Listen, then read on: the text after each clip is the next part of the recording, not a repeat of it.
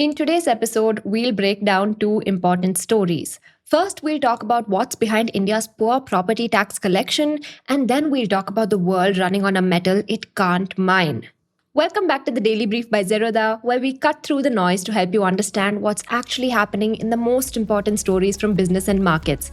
I'm your host Akshara, and today is Thursday, 2nd April.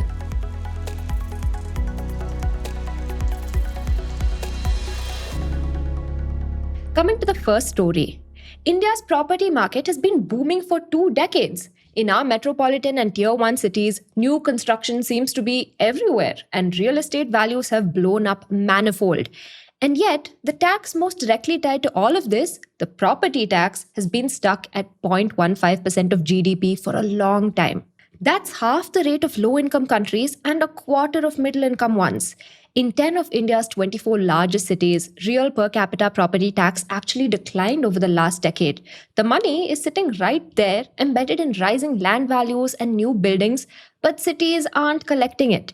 A new working paper by Debarpita Roy of the Center for Social and Economic Progress seeks to explain why it's so. It turns out the answers largely boil down to two key institutional factors that govern property tax collection. So in each Indian city, on paper, the power of collecting property taxes rests with the municipal corporation.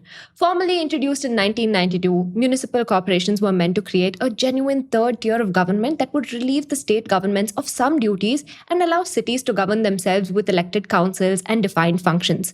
Crucially, this would also mean that municipal corporations would have their own sources of revenue. But what happened in practice reflects the complications of how power works in India's government structure. And this is the first factor affecting India's property tax governance. After all, state governments retained control over staffing decisions, valuation frameworks, and the ability to delay or dissolve elected local bodies. Municipal corporations were held responsible for roads, water, drainage, and sanitation, but they had little control over the funding required to fulfill those duties. They still depend heavily on state transfers and grants. Now, the property tax was supposed to be different. It's the one major revenue source that belongs entirely to the urban local body or ULB. Over the years, it's often made up around 30% of own source revenue, tax and no tax across all ULBs in India. With other local taxes absorbed into GST over the years, property tax has only become more central. And yet, even this one tax that's genuinely theirs is hemmed in at every stage by state-level decisions. So the paper outlines 3 stages of property tax collection. At first, you identify and keep a record of the properties. Then you value the property and calculate the tax. And lastly, you bill the property owner and come to collect what's due. But across each stage, the ULB is at a loss. Now, in the first stage itself, maintaining extensive coverage is very difficult for ULBs that are underfunded and therefore often understaffed. Now, the paper estimates that Bruhat Bengaluru Mahanagara Palike or BBMP, Bengaluru's primary ULB, may have only 20 lakh properties on its tax rolls against an estimated 42 lakh total, a coverage ratio as low as 49%. Pune, meanwhile, is much higher at 78 to 83%. Sometimes technology might help in sidestepping this problem. For instance, GIS mapping drove Pune's property roll growth from 2% per year to 7% per year in 2016-17. But GIS surveys need to be repeated, and BBMP's last remote sensing survey was over a decade ago. More importantly, technology-based mapping still needs to be validated by physical inspections door-to-door by municipal staff. And municipal corporations chronically don't have enough employees. The Karnataka Administrative Reforms Commission recommended a whopping 40% increase in BBMP's property tax department headcount. The poor capacity of ULBs affects the last stage of collection too. Nominal collections have grown everywhere, but collection efficiency, what share of actual tax demand gets collected, has declined, and the ULB has plenty of backlog left. Pune's outstanding arrears, for instance, have crossed rupees 9,000 crore. Ghaziabad's collection efficiency of total demand fell from 60% to 50% between 2015-16 and 2022-23.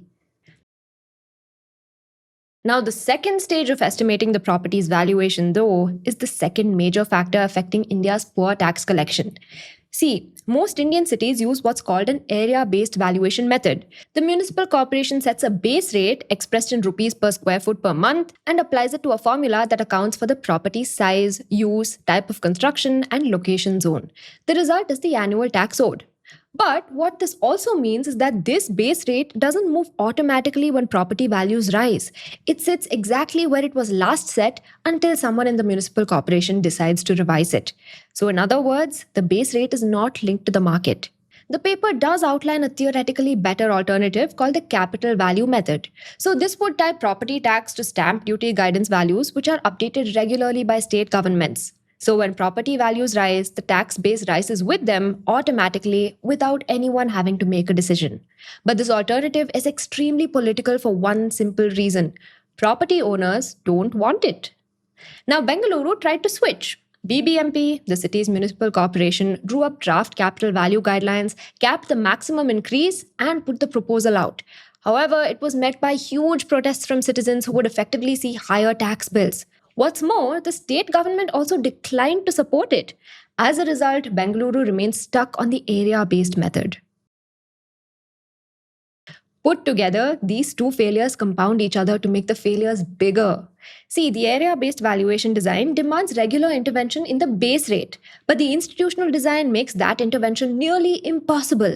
And sometimes, in response to that, the municipal corporation may adapt to their circumstances by adopting policies that make things even more difficult for them.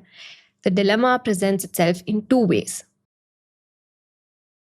So, consider what a base rate revision actually requires. For one, there needs to be a legal provision for it, and additionally, there needs to be citizen receptivity. People are more accepting of small, frequent increases than large one time jumps. And lastly, there needs to be an elected municipal council in office. Now, the last condition often makes all the difference, for better and for worse.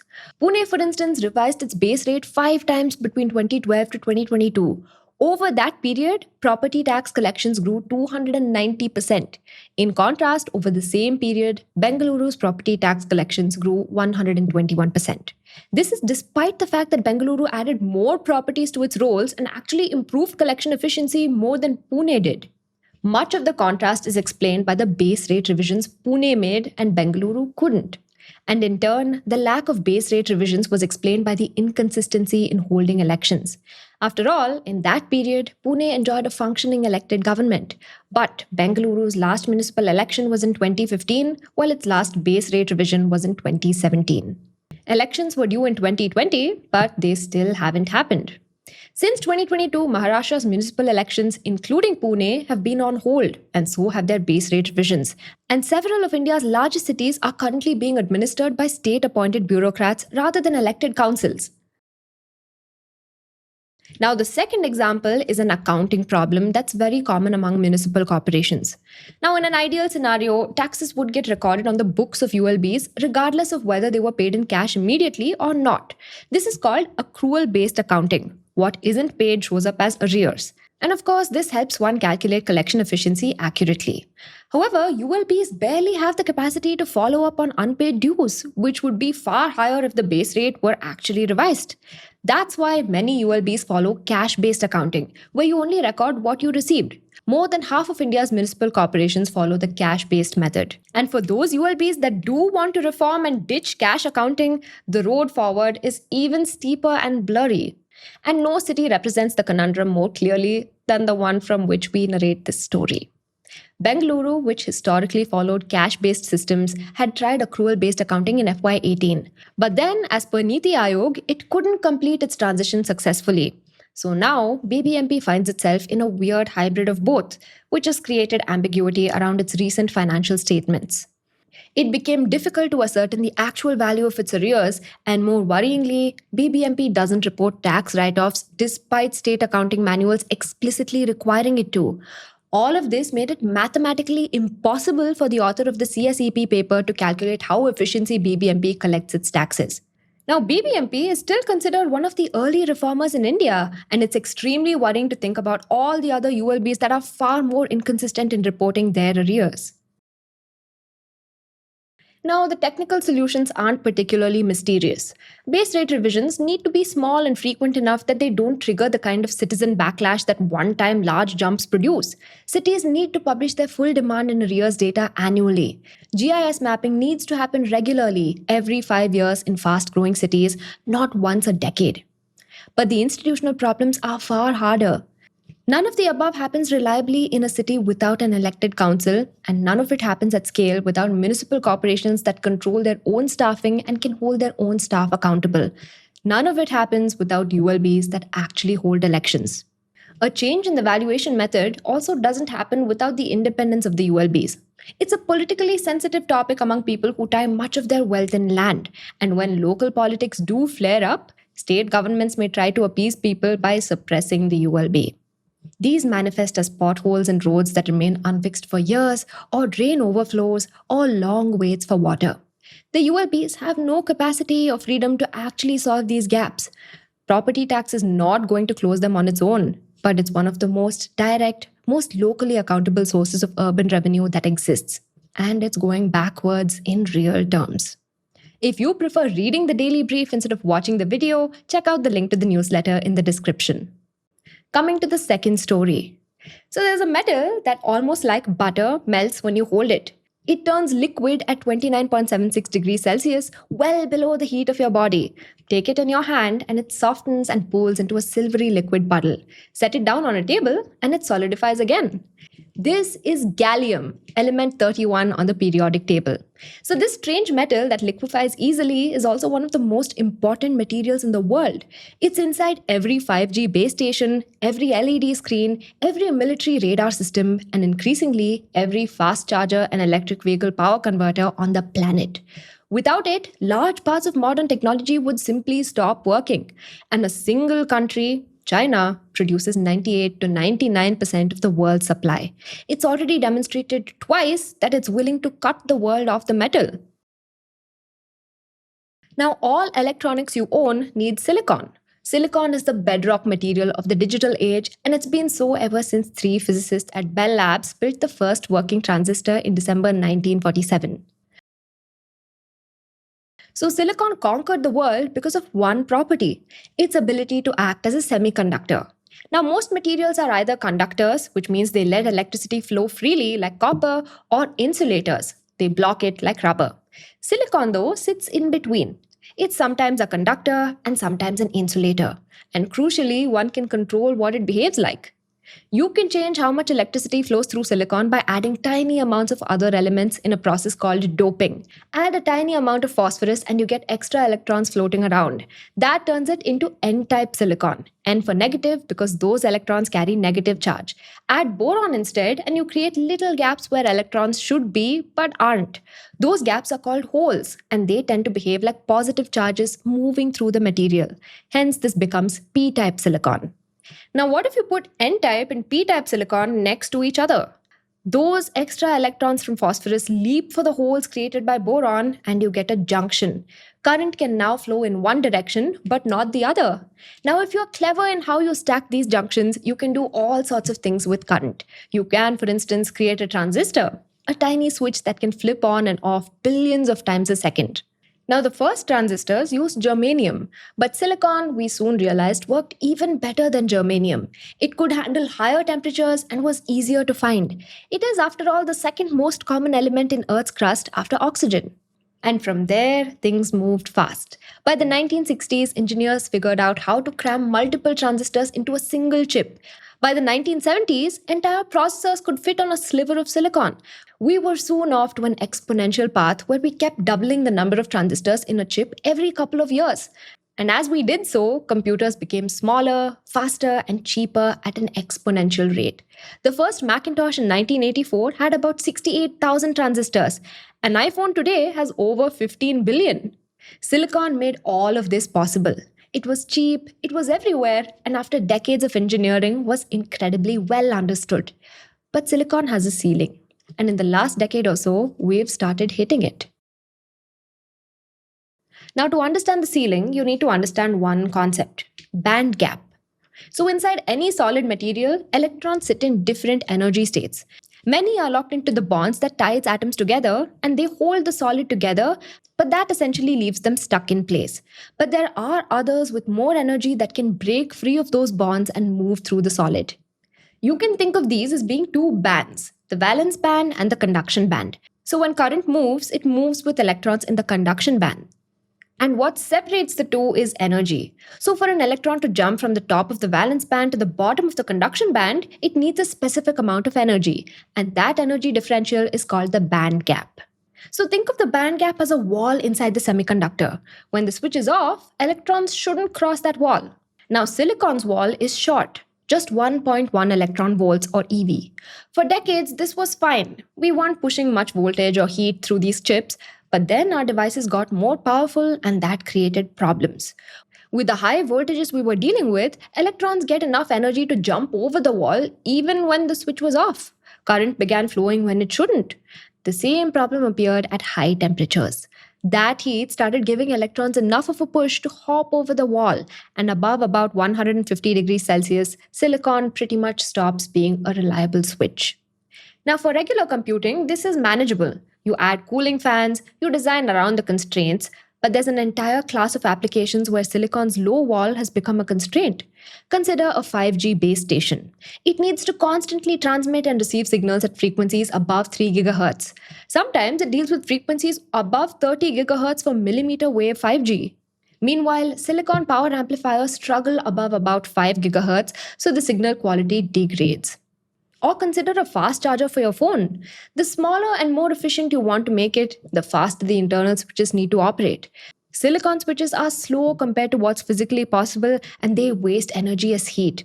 This is why old chargers were heavy bricks that got burning hot. So we needed a higher wall. And that's why the world has turned to gallium. Now, gallium by itself isn't a semiconductor, but combined with other elements, it creates compounds with extraordinary electronic properties. The two that matter the most are gallium arsenide and gallium nitride. Now, gallium arsenide has a band gap of 1.4 eV, larger than silicon, which lets it handle higher voltages and temperatures. But its ideal edge is speed. Electrons move through gallium arsenide much faster than through silicon, which means gallium arsenide chips can process signals at extremely high frequencies. Gallium nitride, meanwhile, is the more recent and arguably more transformative compound. Its band gap is 3.4 eV, more than thrice that of silicon. Gallium nitride devices can handle electric fields that would destroy a silicon transistor. They can operate at temperatures up to 400 degrees Celsius, nearly thrice silicon's limit, and its switches can turn off and on much faster. They also waste much less energy as heat and therefore need less cooling. Things built with gallium nitride, in short, are smaller, lighter, and more efficient. But there's a problem. For something so critical, gallium is remarkably hard to come by. It isn't exactly rare. Gallium is actually fairly well distributed in the Earth's crust, but it never appears in concentrations high enough to mine on its own. Instead, gallium is a byproduct of alumina refining. Bauxite, the ore of aluminium, typically contains 30 to 80 parts per million of gallium. So midway through processing that bauxite into alumina, you get an aluminium-rich soup called bioliquor, which also contains small amounts of gallium. You can chemically extract the gallium from the soup. And this creates a unique supply dynamic. Gallium production is structurally parasitic on aluminium production. So if the world suddenly needs twice as much gallium, you would have to ramp up how much alumina we produce. But there's another problem. Not everyone that processes bauxite processes gallium. Now, China produces almost all of the world's gallium, and they got there by building the world's largest alumina refining industry and then installing the equipment to extract gallium from the waste stream. Most alumina refineries outside China never bothered with that because the economics historically didn't justify it. The volumes were tiny and it was just easier to buy from China. In fact, countries have actually been pulling out of the gallium trade. Germany stopped producing primary gallium in 2016, Hungary stopped in 2015, Kazakhstan in 2013, and Ukraine likely stopped in 2022. The US has not produced primary gallium domestically since 1987. Everyone let China take over nearly all of the world's gallium supply, and then Beijing reminded everyone that supply gives you leverage. In August 2023, when the United States tried restricting chip exports to China, it imposed export controls on gallium and germanium. In December 2024, it escalated to a near total ban on gallium exports to the US, one day after the US added 140 Chinese semiconductor firms to its entity list. The ban included an extraterritoriality clause. That is, if a third country tried re exporting Chinese gallium to the US, they would be in Beijing's crosshairs too. And by May 2025, gallium prices in Rotterdam had surged over 150% from pre control levels. Things de escalated late in 2025 as part of the broader US China trade truce negotiated between Trump and Xi Jinping, which prompted China to suspend the ban in November 2025. Exports to civilian US end users resumed, but China only lifted the ban for a single year. Those restrictions can snap back at any time. It's only after the ban that the world has woken up to how important gallium is. The Pentagon has invested in several domestic gallium production projects, but even the most optimistic projections suggest the US will produce only 10 to 15% of its national gallium consumption by 2030. In Europe, Greek company Metalin has invested $320 million to become the continent's first commercial scale gallium producer since 2016. But it'll take years and significant capital to get new sources of supply to production grade quality, especially for semiconductor grade gallium, which requires 99.99% purity or higher. Until then, China's chokehold continues. Now, India's position in this story is particularly frustrating. India is one of the world's major bauxite producers. It has significant alumina refining capacity through Nalco, Hindalco, Vedanta, and Anrak. Our bauxite deposits in Odisha contain reasonable concentrations, and yet, as of today, India produces zero gallium. In fact, Nalco even signed an MOU with the Baba Atomic Research Center or BARC in 2016 to develop technology for extracting gallium at its Damanjodi refinery in Odisha. A decade later, there's little to show for it. And in that time, gallium prices have gone up almost 800% from $274 to over $2,100 per kilogram. All we had to do to ride this wave was to process our own waste streams. Had we gotten to just 20 tons of annual production, say in today's prices, gallium revenue would be roughly rupees 400 crore a year. Now, this inaction might be changing. In August 2025, Nalco announced plans for a 10-ton per year gallium extraction facility. A prototype is expected in 8 to 9 months, and commercial production should begin within 2 years. If that timeline holds, India's first gallium output will arrive sometime in 2027 or 2028. But it can't come soon enough. India has big ambitions. We hope to make everything from semiconductors to defense systems at home. This project will need gallium. And unless we find solutions of our own, those ambitions could be held hostage by China. Now coming to the tidbits. India's 60-year-old Income Tax Act 1961 is officially dead. The new Income Tax Act 2025 kicked in from April 1st, replacing a law that had ballooned to 800 plus sections and 47 chapters with a leaner 536 sections across 23 chapters. The biggest structural change, assessment year and previous year are gone, replaced by a single tax year. Tax slabs haven't changed, but compliance gets easier. Other notable shifts, HRA claims now need landlord PAN, interest expenses can no longer be deducted against dividend or mutual fund income, and STT on futures is jumping from 0.02% to 0.05%. For retail F&O traders, that last one stings. Coming to the next tidbit. Car prices went up across the board from April 1st. Tata Motors, JSW MG Motor, BMW, Mercedes-Benz, and Audi all hiked prices ranging from 0.5% to 2% depending on the brand and model. The increases are driven by rising input costs, which have been compounded by the oil shock from the Iran war, pushing up logistics and raw material prices. The auto sector had flagged these hikes weeks ago, but they're now effective. Coming to the final tidbit. Indigo has appointed Willie Walsh, the current IATA Director General and former CEO of British Airways and IAG, as its new chief executive. He joins by August 3rd after wrapping up at IATA. The appointment comes weeks after Peter Elbers abruptly stepped down following the massive flight disruption fiasco in December, when thousands of cancellations exposed poor planning around pilot rest and duty rules. Walsh is known in the industry as Slasher for his ruthless cost cutting, and his career includes steering BA through the 2008 financial crisis and engineering the BA Iberia merger that created IAG. Indigo shares jumped 9% on the news. The airline now operates 2,200 plus daily flights with a 64% domestic market share, and the higher signals a push towards serious international expansion. Notably, both of India's largest airlines, Indigo and Air India, now have foreign origin CEOs. That's all the news I have for you. Thank you so much for watching, and see you in the next one. Disclaimer: this content is for informational purposes only. None of the stocks, brands, or products mentioned are recommendations or endorsements.